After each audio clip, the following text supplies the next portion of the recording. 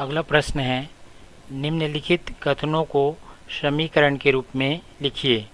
कथन है, दो संख्याओं का योग 16 तथा उनका अंतर 8 है।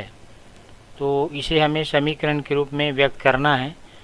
तो यहाँ पर कथनानुसार दो संख्याओं का योग और अंतर दिया हुआ है, तो उन दो संख्याओं को चूँकि हम नहीं जानते, तो ऐसी स्थिति में हम उन दो संख्याओं को कोई दो चर संख्या के रूप में हम मान लेंगे। तो माना वे दो संख्याएं क्रमशः x और y हैं। ठीक है।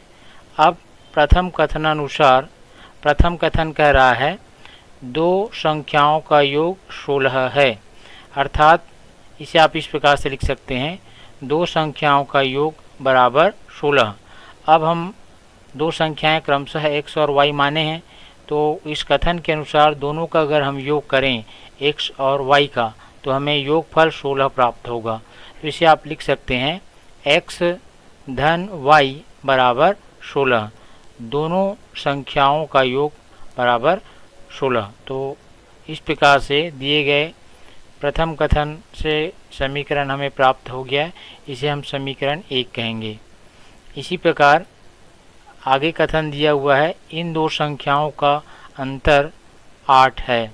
तो चूँकि हमने संख्याएं मान लिए हैं, यहाँ पर पहली संख्या x है और दूसरी संख्या y है, तो द्वितीय कथनानुसार इन दोनों संख्याओं का अंतर 8 होगा।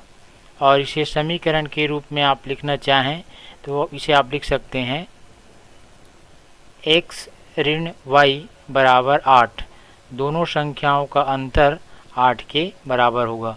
तो ये हमारा अगला समीकरण होगा, इसे हम समीकरण 2 कहेंगे। तो इस प्रकार दिए गए कथन से आप समीकरण बना सकते हैं।